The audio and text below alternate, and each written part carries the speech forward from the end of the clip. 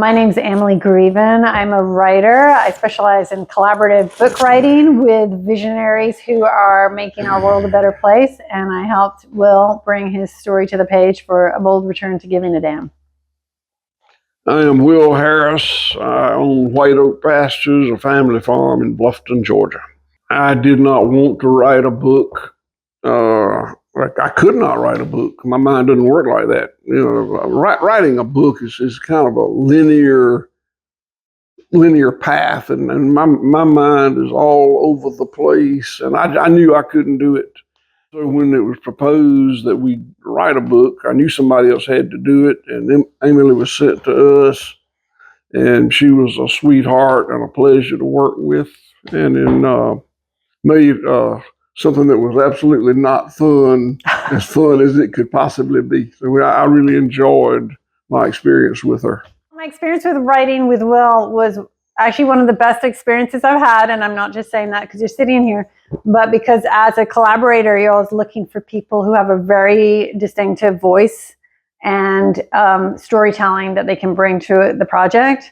So my job really was to ask the best questions, get the best stories, and then, as Will was describing, put what can be kind of circular stories into the linear form of a chapter book and tell a story that goes from one page to the next.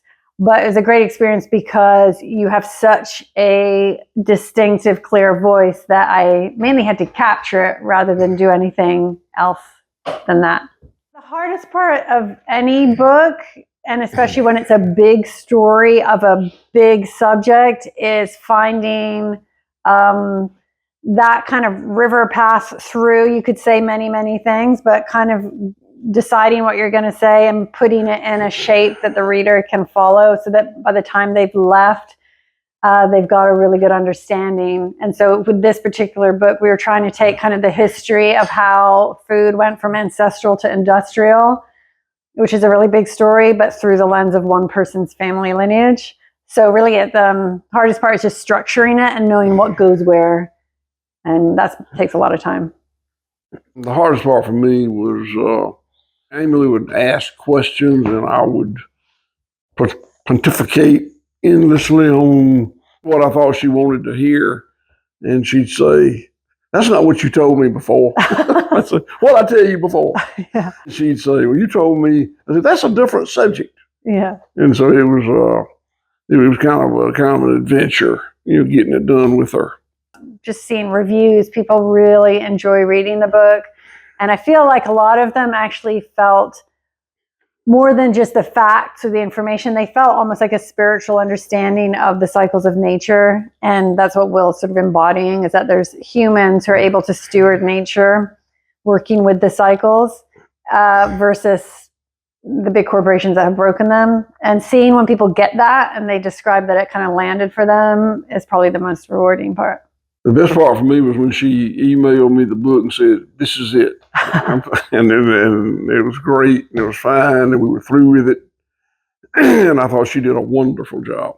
We sort of joked before. I mean, I had no connection to this part of the world. I grew up overseas, and I now live in the high desert, from the Mojave Desert.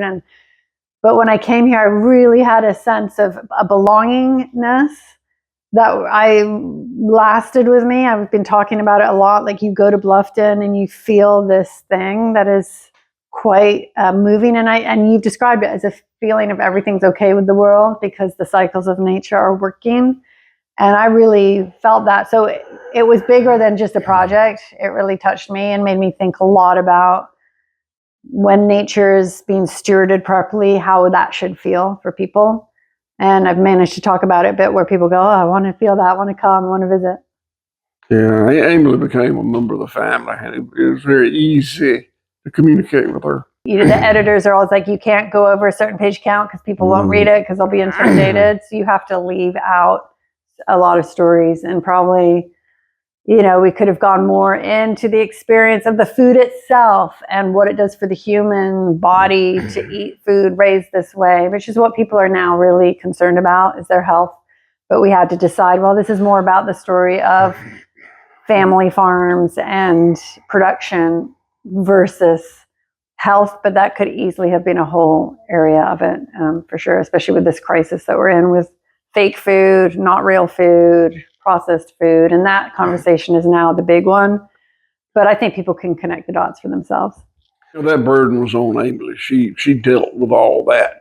I really didn't know what she was going to put in it, what she wasn't going to put in it, what she was allowed to put in it. So I turned that over to her very capable hands and have no regrets. It's so much easier if someone has a big personality. Because I have written also with people where they don't have that much coming through, and you're just squeezing, trying to get something, and then it's more work because you're really writing every line for them. Whereas with Will, I could just record him, transcribe, and take entire chunks because it's your style of speaking is so specific and fully filled in. But then the job of a collaborator is to take what the author says and kind of patchwork. Okay, the reader's going to need more context. They need to understand what that is. And then it's like stitching his words with a bit more context and filling it out. So a lot easier when someone has a big personality than if they're kind of vanilla. And she made it easy for me because she told me what she wanted to hear. If I'd been having to describe how to change the tire on a Jeep, it would have been hard for me. But she opened the door to tell me about whatever. And then that made it very enjoyable. Yeah, and there are a lot of projects, writers who are in this position, often you don't meet up with the person. It sounds crazy, but let's say you're working on multiple projects, you do it all by phone and by email. And in this case, it's like, there's no way I could write about this place unless I come. And by the time I came, we'd already talked so many times that I felt was really satisfying because I actually understood a lot of what you were showing me instead of the first time, oh, what's that? I was like, oh, this is what you were talking about the other day. This is that kind of forbs and grasses, right? And so it was a much richer experience to have interviewed him a lot and then come and drive around and see it all, and it all made sense coherently. Yeah, we spent a year writing that book. There's no doubt I had more exposure to Amely Greeven that year than I did anybody else. I said more words to her than I did to my wife and all three daughters during that 12-month period. I had a whole book of it all printed out too, color-coded and highlighted, which was really cool. Even though it seems overwhelming that our food system is a monster that feels like we cannot change, we've got to try somehow by supporting local resilient food producers and local food systems any way we can. And even if you can't afford everything in your freezer and your pantry from local and smaller producers, just start getting involved, finding out who's near you and get a little bit and play a part somehow. But without that, we're not going to turn the ship, and just the environmental health and human health and community health is going to struggle for the next generation. So just take one small step. The message that the public has received and assimilated and embraced about the food system is the one that big food wants them to embrace and assimilate. Mm-hmm. And it's not the way it is. It's very professionally done, contrived messaging that is intentionally put out to tell consumers, this is fine. This is fine. And it's not fine. It's not fine. Yeah. And if consumers had the chance to actually walk on site of a place that was doing food the right way, they'll get it. But they have to search out the stories and listen to the people who are talking about it and educate themselves, because it's very easy to stay ignorant until it's not. And one day you wake up and you go, oh my gosh, it's a nightmare, and especially if you have kids. So it's a great opportunity to discover, what it could look like. It is incredible how misguided the even sophisticated consumer's concept of food production is. It's incredible. When I first started doing demos in grocery stores, I never spent any time in a grocery store. I had a mama and a wife that did that. But I had to go to the grocery store, and I had to talk to those people. And they would try my beef, and they would say, it's good, I really like it, I'm going to buy it. But I don't understand how you can have a baby calf on your farm and raise it for 2 years and then kill it and eat it. I just don't see how you do that. And I can remember saying, why don't you understand that? Mm-hmm. Well, and the reason is their only exposure to the animal kingdom was the relationship they had with their dog or cat or parrot. And I'm a very simple person, but in terms of animal relationships, I'm way more complex than that. You know, I got a relationship with my dog. I got a very different relationship with my cattle. A very different relationship with the wildlife that live here.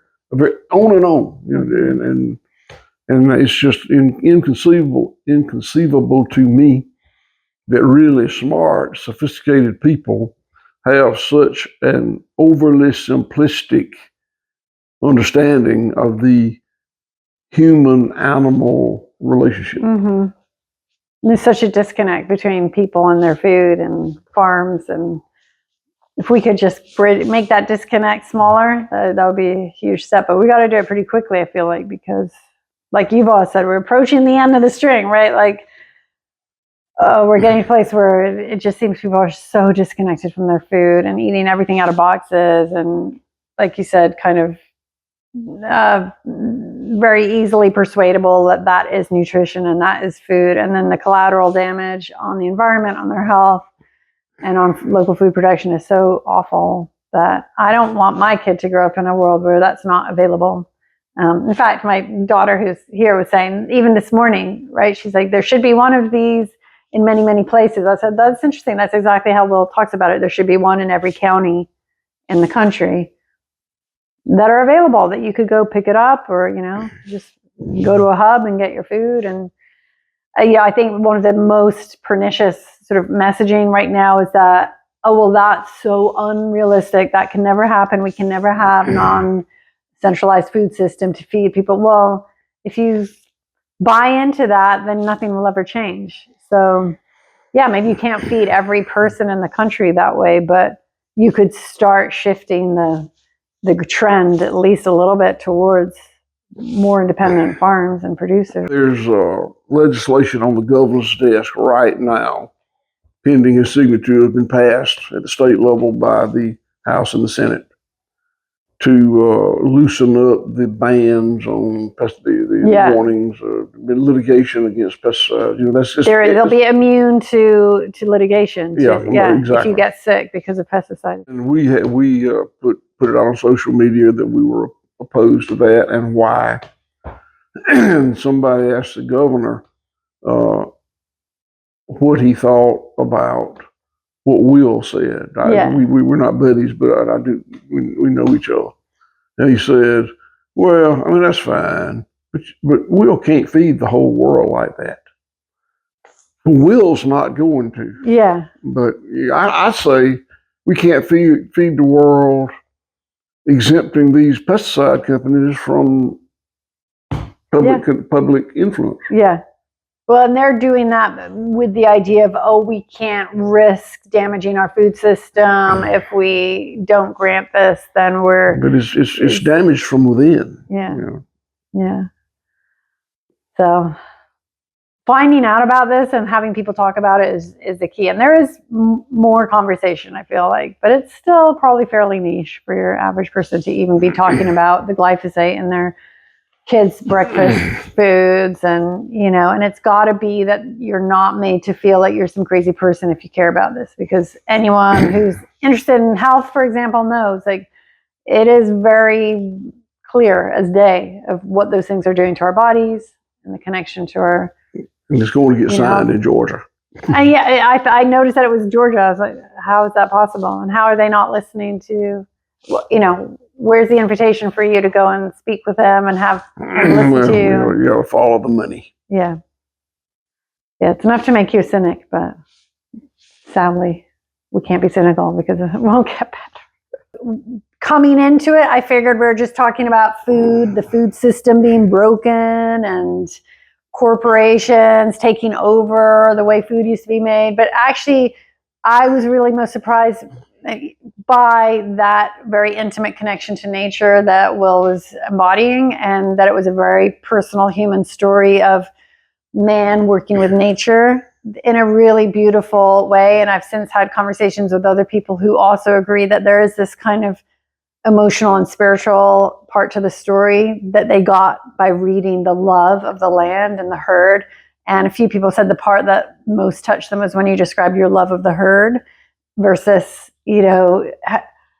worrying about taking the life of individual animals. He talks about the herd as a sort of replenishing river. And that was surprising to me how touching that was, and how it helped people have a paradigm shift as they thought about raising livestock and honoring the life and the legacy of having this great herd versus, stressing about should I take one life or not. And people seem to have actually a bit of a inner shift around it when they heard those words. I was surprised by how profane I am. I was not intentionally profane. And she'd say, you said the damn fence, and you just got through saying the damn something else. I said, but that's the damn thing. It's not the same. But I was surprised how much of that I do. I didn't think I did that. That's called bold return to giving a damn.